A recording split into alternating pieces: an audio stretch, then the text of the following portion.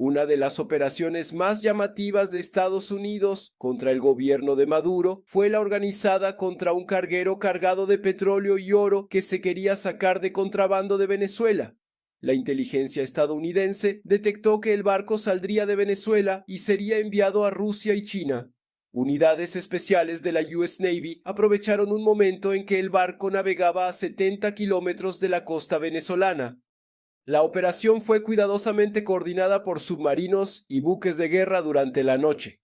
La ruta del buque se vigiló mediante vehículos aéreos no tripulados e imágenes por satélite. En la primera fase de la operación, un destructor de la US Navy realizó disparos de advertencia para interceptar el buque. Cuando el capitán del barco hizo caso omiso de estas advertencias e intentó seguir su camino, intervinieron los equipos SEAL de las Fuerzas Especiales estadounidenses. Los equipos SEAL desembarcaron en el barco con helicópteros y lo capturaron tras una corta pero encarnizada batalla. Durante la batalla, la tripulación del barco intentó resistirse, pero fracasó ante la superioridad de las habilidades y los ataques coordinados de los equipos SEAL. Un registro detallado del barco tras la captura reveló que no solo contenía petróleo, sino también toneladas de oro. El oro procedía de las reservas nacionales de Venezuela y se dirigía a pagar las deudas de Maduro con Rusia y China. Funcionarios estadounidenses afirmaron que estos oros estaban destinados a ser vendidos en los mercados internacionales para proporcionar fondos al gobierno de Maduro. Tras la operación, el barco fue remolcado a Estados Unidos y examinado con su contenido. Este incidente dio lugar a un aumento de las críticas de que Maduro estaba contrabandeando la riqueza del país en el extranjero para preservar su poder. Fuentes cercanas a Washington afirmaron que la tripulación capturada fue interrogada y que la información obtenida podría utilizarse para organizar operaciones de mayor envergadura contra el gobierno de Maduro en los próximos días.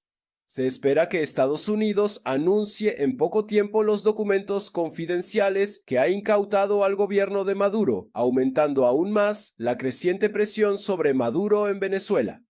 Se prevé que la divulgación de estos documentos tenga una gran repercusión en Venezuela y en el ámbito internacional y dificulte aún más la lucha de Maduro por mantener su poder.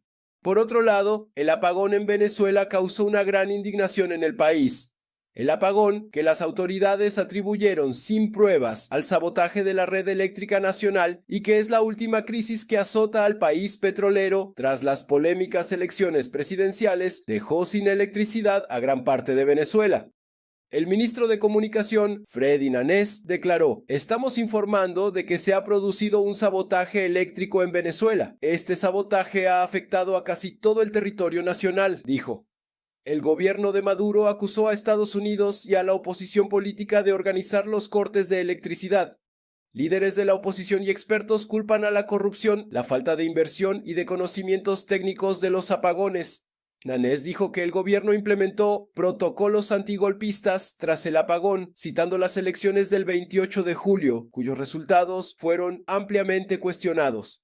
Maduro había amenazado previamente con encarcelar a González Urrutia y a la líder opositora María Corina Machado, culpándolos de las protestas y la violencia postelectoral.